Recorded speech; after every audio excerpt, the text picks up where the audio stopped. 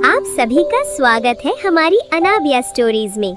देखो मालती, इस बार मुझे बेटा ही चाहिए, चाहे कुछ भी हो जाए। इस घर में अगर बेटा नहीं हुआ तो तू इस घर से निकल जाएगी अपनी ये शक्ल लेके, समझी तू? ये आप क्या कह रहे हैं पति जी? इसमें मैं क्या कर सकती हूँ?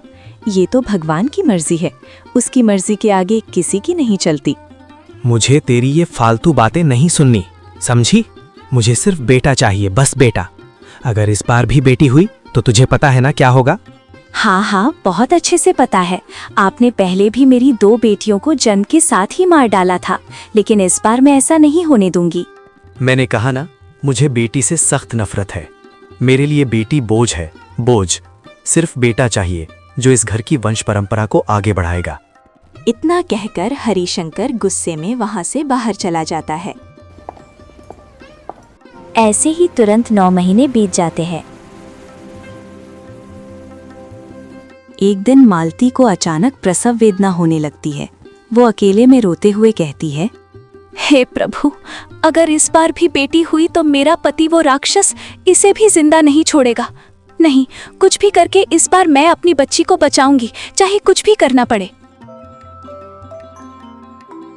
अगले दिन हरिशंकर कई दिनों के काम के लिए गांव से दूर शहर चला जाता है।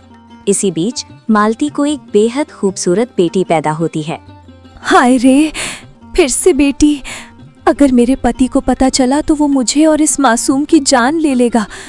नहीं, मैं अपनी परी को बचाऊंगी, मैं ऐसा नहीं होने दूंगी।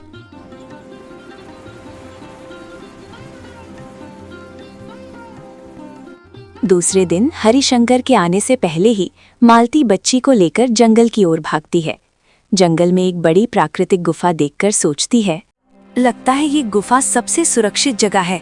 मेरी बच्ची यहाँ सुरक्षित रहेगी, मैं यहीं रख देती हूँ।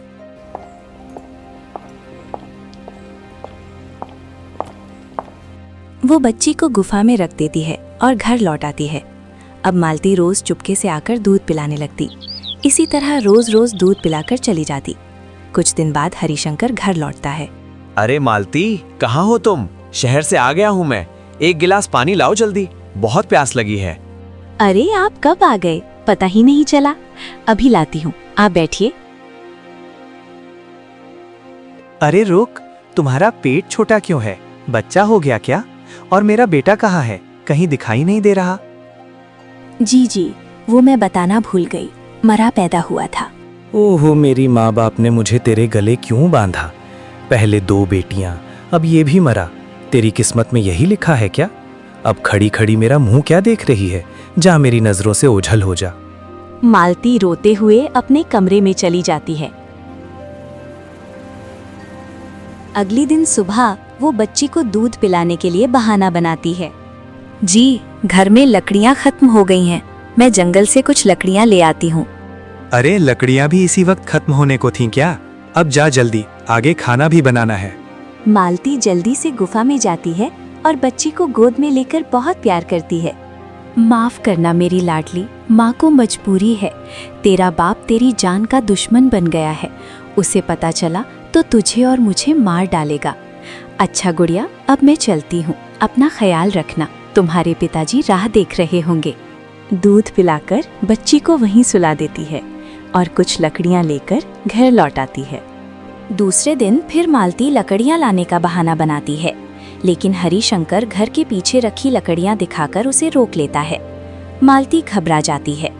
इधर गुफा में बच्ची भूख से रो रही होती है। तभी जंगल से 2 गाय एक साथ गुजर रही होती हैं, शारदा और यमुना। बच्ची के रोने की आवाज सुनकर रुकती हैं। अरे बहन, ये तो इंसानी बच्चे का रोना है, यहाँ छोटा बच्चा कैसे? हाँ यमुना, मुझे भी सुनाई दे रहा है, लगता है गुफा के अंदर से आ रहा है। चलो देखते हैं।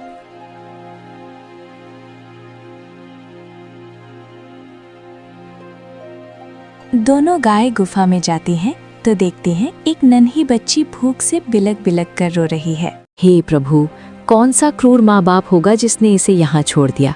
देखो बेचारी भूख से तड़प रही है।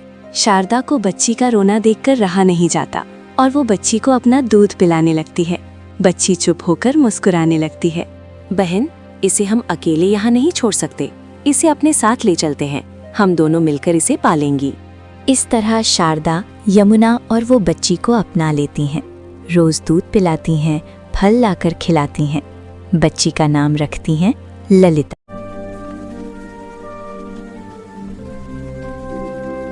समय बीतता है। ललिता बड़ी होने लगती है। गाय उसे गुफा में अकेला छोड़कर घास चरने जाती हैं। बेटी, कोई भी आए तो दरवाजा मत खोलना, अंदर से कुंडी लगा लिया करना। यहाँ बड़े खतरनाक जानवर घूमते हैं, अपना ख्याल रखना। एक दिन ललिता बाहर अकेली खेल रही होती है कि तभी एक भेड़िया शिकार की तलाश में गुफा की तरफ आता है। उसे ललिता की हंसी सुनाई देती है। भेड़िया खुश होकर सोचता है, आज तो खाने के लिए नरम मांस मिल गया। जैसे ही वो पास आता है, एक तोता जोर जोर से चिल्लाने लगता है।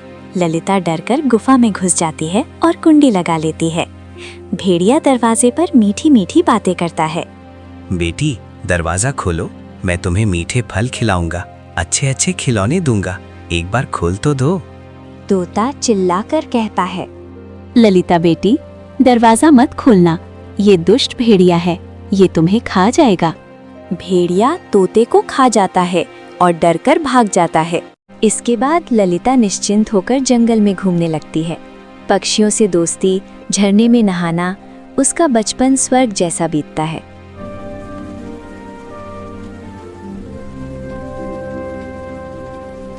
एक दिन जंगल में शिकार खेलते हुए युवराज अर्जुन अपनी घोड़ी से उतरकर पानी पीने जाता है। वहाँ पत्थर पर बैठी ललिता को देखकर ठिठक जाता है। इतनी सुंदर लड़की इस जंगल में? तुम यहाँ अकेले हो? जंगली जानवरों से डर नहीं लगता? नहीं, मुझे किसी जानवर से डर नहीं लगता, और वैसे भी सभी जानवर मेरे साथ हैं। मैं यही जंगल में रहती हूँ। अर्जुन उसे मन ही मन चाहने लगता है। महल लौटकर खाना पीना छोड़ देता है। राजा को जब पता चलता है तो सैनिक भेजकर ललिता को महल में ले आते हैं। राजा पूछते हैं, बेटी, यहाँ तुम्हें डरने की कोई जरूरत नहीं।